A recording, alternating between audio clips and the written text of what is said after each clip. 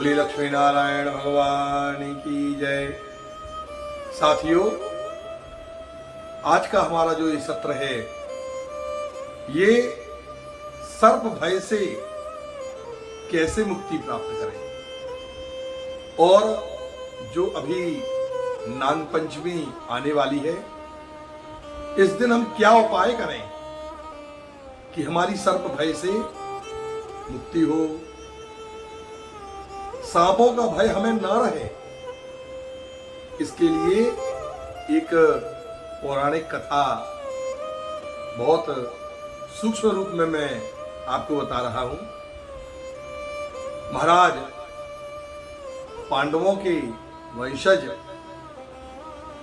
श्री परीक्षित जी महाराज, जो अभिमन्यु नंदन थे, उन्हें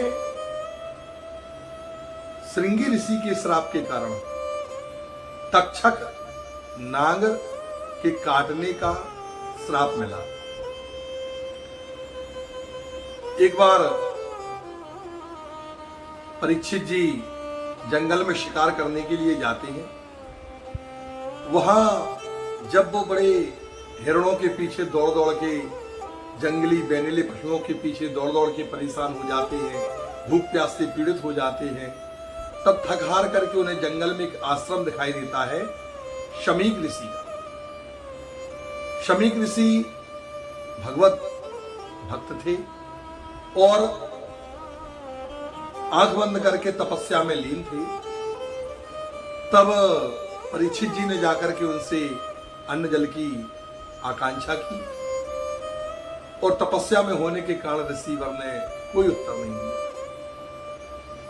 बहुत क्रोधित हुए। पहली बार उनके साथ ऐसा हुआ परीक्षित जी के साथ में।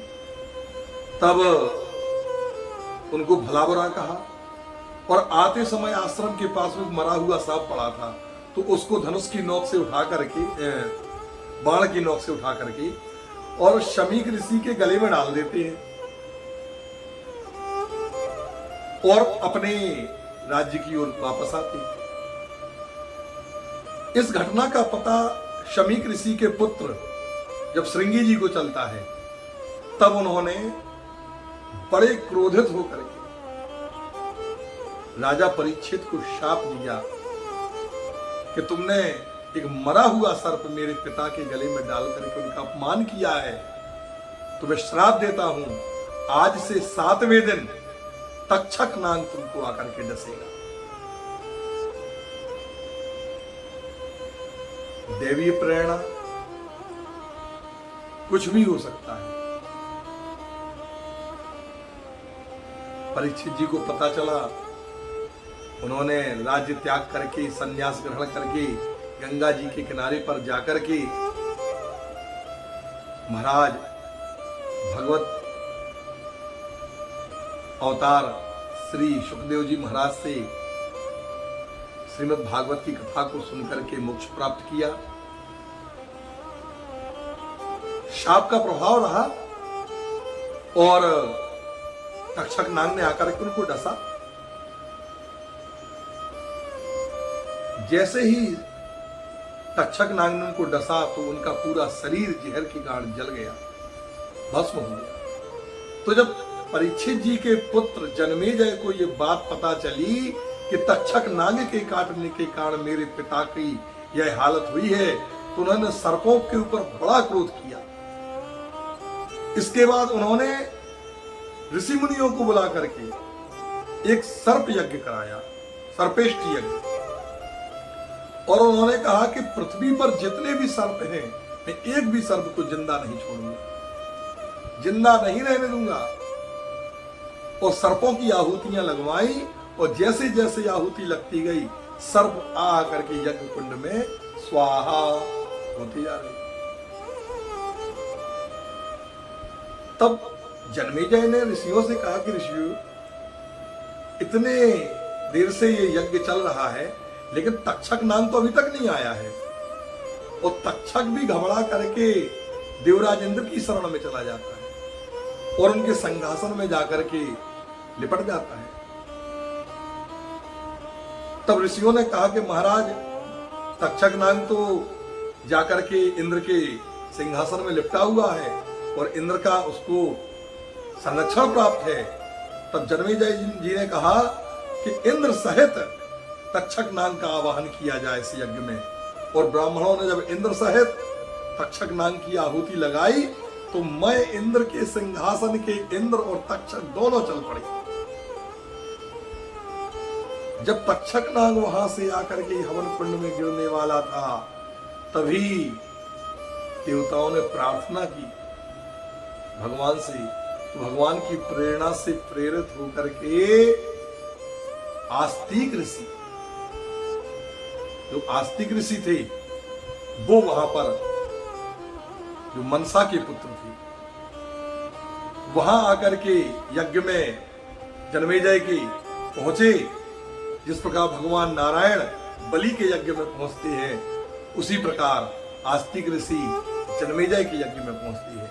और जाकर के उन्होंने यज्ञ नारायण की इतनी अद्भुत महाराज जी वंदना की, स्तुति की, जन्मेजय प्रसन्न हो गया।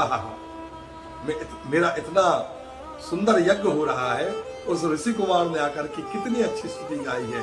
प्रसन्न होकर के कहता है आस्तिक ऋषि से, ऋषिवर मैं प्रसन्न हूं, वरदान मांगिए।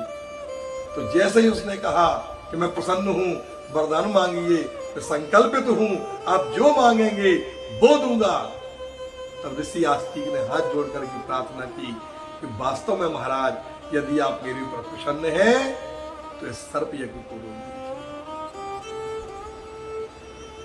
पहले तो जन्मेजय ने बड़ी आनाकानी की, लेकिन जब देवताओं के गुरु बृहस्पति ने आकर के भी जन्मेजय जी को समझाया और आस्तिक ऋषि के इस वचनबद्धता के कारण जन्मेजय को बिना मन से उस सर्प यज्ञ रुकवाना पड़ा। और आस्तिक ऋषि के इस प्रयास के कारण जो तक्षक नाग था बड़ा प्रसन्न हुआ। तो उसने आस्तिक ऋषि को वरदान दिया कि हे मुनि, आज के बाद जो भी प्राणी, जो भी मनुष्य आपका नाम स्मरण करेंगे, आपका नाम अपने द्वार पर लिखवाएंगे, उस दरवाजे के अंदर कभी भी सर्पों का भय उस घर में नहीं होगा। ये वरदान दिया आस्तिक ऋषि। साथियों, जिस दिन ये घटना हुई उस दिन नाग पंचमी, श्रावण मास के शुक्ल पक्ष की पंचमी तिथि थी, अर्थात नाग पंचमी तिथि थी। और उस दिन नागों को यज्ञ में भस्म होने से आस्तिक ऋषि ने बचाया। इसीलिए उसी दिन से ये नाग पंचमी का त्योहार भी मनाया जाने लगा है।